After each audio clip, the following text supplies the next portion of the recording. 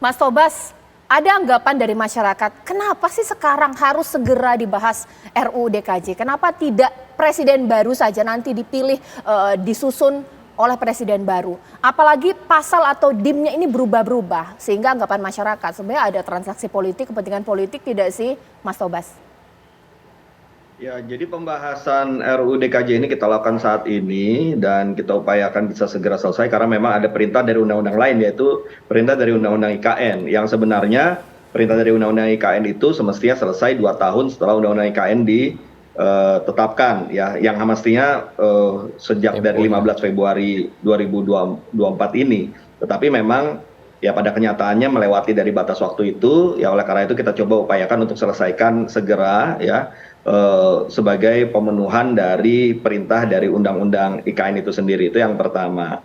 Yang kedua, ini kan sebenarnya terkait dengan pemindahan ibu kota ini nanti akan ditentukan oleh, atau gongnya itu adalah Kepres, ya. Nah, tapi sebelum kita melakukan pemindahan, instrumennya harus siap dulu. Undang-undang IKN-nya siap, Undang-Undang DKJ-nya siap, sehingga pada saatnya nanti entah tahun ini, entah tahun depan, entah baru 5 tahun lagi baru siapnya IKN, tapi instrumennya sudah ada.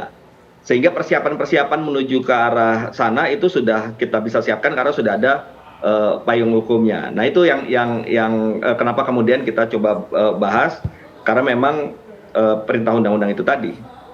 Oke, Mas Habib, ini juga menjadi kritik dari masyarakat ya. Jangan-jangan apalagi sebagai partai yang mengusung calon presiden yang menang, ada kepentingan politik apa sih meniadakan Jakarta sebagai barometer politik nasional sebelumnya atau bagaimana? Nggak ada, ya makanya dibilang Pak Taufik Basari karena kan ada ketentuan di Undang-Undang IKN sebetulnya 15 Februari kemarin harus sudah selesai. Ya, tapi kalau misalnya justru kami dituduh punya kepentingan kan lebih baik dilakukan presiden yang besok kalau dari kepentingan kami.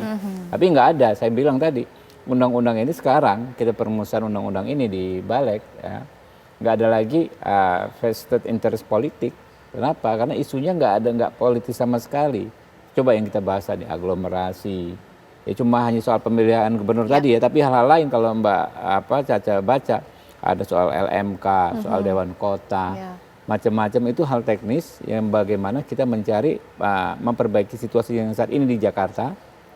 Saya kebetulan anggota Dewan DPR RI dari Dapil Jakarta, itu saya temui banget kerumitan pengaturan soal LMK, soal Dewan Kota dan lain sebagainya. Inilah saatnya nih kita perbaiki. Nah, hal masing-masing partai kan tentu punya Dewan Dapil Jakarta seperti saya.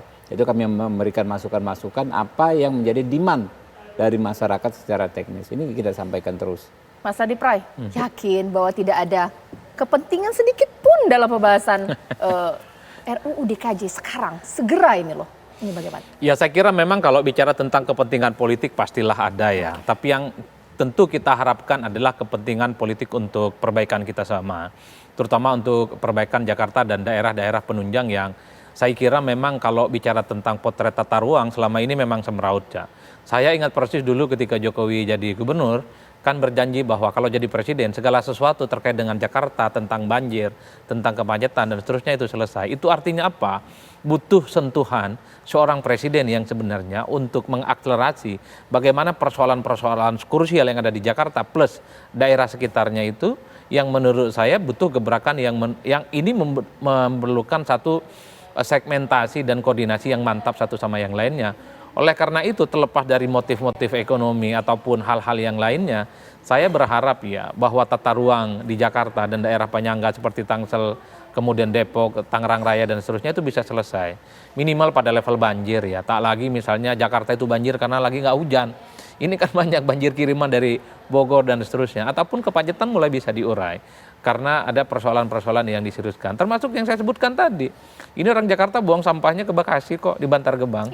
Ini sampai kapan? Kenapa tidak dibuang di tempat yang lain? Misalnya di Cianjur, misalnya di Tangerang Raya di sana yang saya kira wilayah untuk lahan-lahan tertentu jauh lebih besar ketimbang Bekasi. Ini yang menurut saya problem lingkungan hidup termasuk tata ruang. Ini adalah problem-problem yang jauh lebih penting juga dibandingkan dengan persoalan-persoalan yang lain. Cuman itu tadi saya khawatir kalau ada Dewan Aglomerasi muncul ada ego sektoral yang tidak bisa dibendung. Ya kalau awal-awal mungkin tidak ada persoalan, tapi jelang pergantian tahun, pergantian musim, selalu saja muncul bahwa akan ada segmentasi yang saling mengeras satu sama yang lainnya.